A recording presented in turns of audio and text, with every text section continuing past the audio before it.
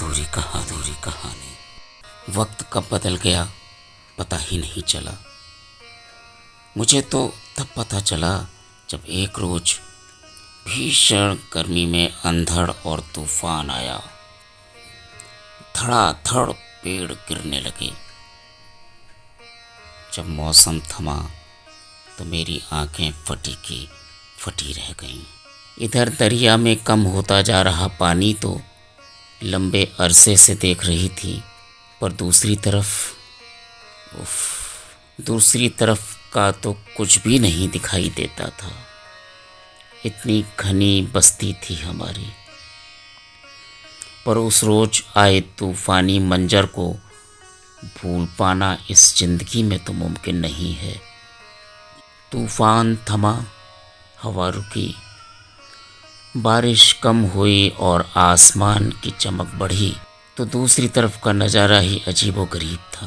दूर दूर तक पेड़ धराशायी थे, पौधे कुचल गए थे और लताएं मत पूछिए साहब, लताओं का क्या हुआ। फड़फड़ा तक नहीं रही थीं। पक्षियों का कलरव सुनने को तरस गई मैं, और 4 पाँव वाले जानवर तो लापता हो गए थे। बस दिखाई दे रहे थे तो सिर्फ 2 पाँव वाले जानवर, जन्म जन्मांतर का साथ देने वाले 2 पाँव वाले अब इंसान कहलाने लगे थे। किसी सख्त चीज से गिरे हुए पेड़ों को काट काट कर वो अपने साथ ले गए। 4 पाँव वाले जानवरों को इंसान ने कब अपना दोस्त बनाया ये तो मुझे याद नहीं, लेकिन अब इंसान नेक नहीं अनेक इरादों का मालिक हो गया था। हमारी लकड़ी से उसने न जाने क्या क्या बना लिया था, जिन्हें जानवर खींचा करते थे, और इंसान पूरी ऐंठ के साथ उनके आगे चलने लगा था।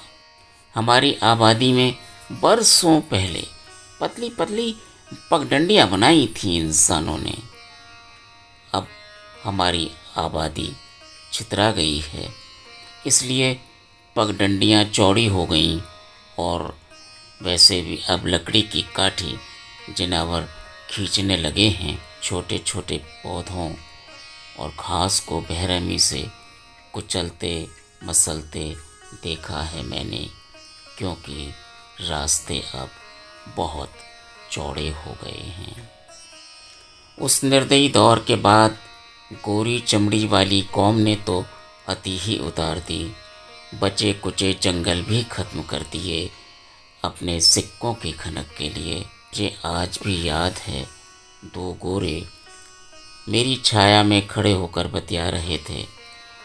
वाकया कहाँ का था ये तो मुझे पता नहीं, लेकिन उनकी आवाज़ें आज भी मेरे कानों में गूंजती हैं। उस गोरी कौम वाले ने कहीं कोई ख़ास किस्म के पेड़ों का जंगल पूरी तरह से नेस्तनाबूद कर दिया था। अपनी उस करतूत को वे दोनों बड़े ही गर्व से बता रहे थे। आज सैकड़ों बरस हो गए मुझे इंसानों की काली करतूत देखते सुनते।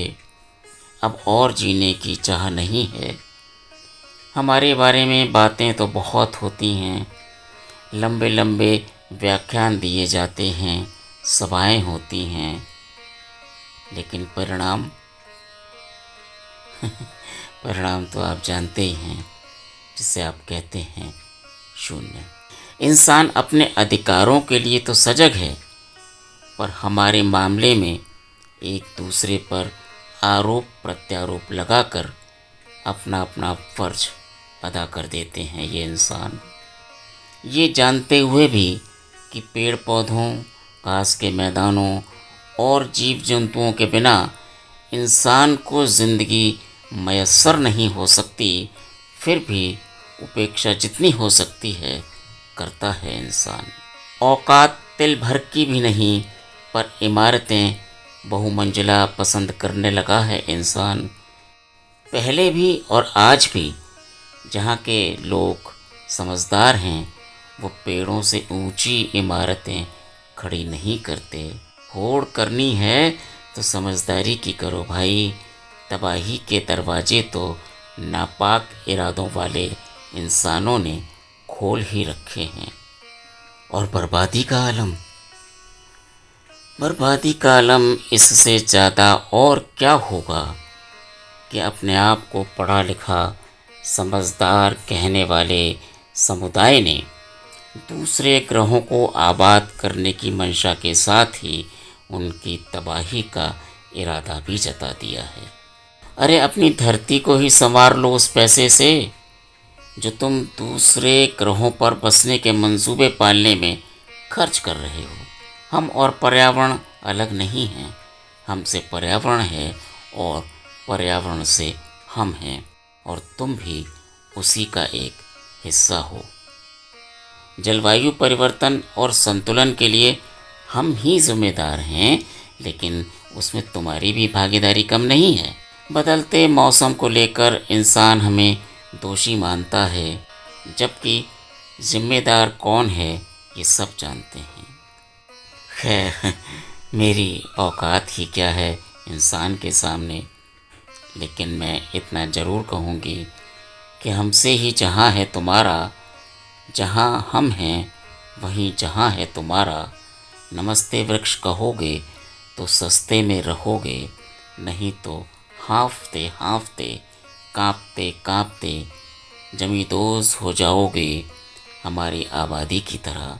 सोच लो, फैसला तुमने करना है कि तुम्हें तरुभूमि चाहिए या मरुभूमि।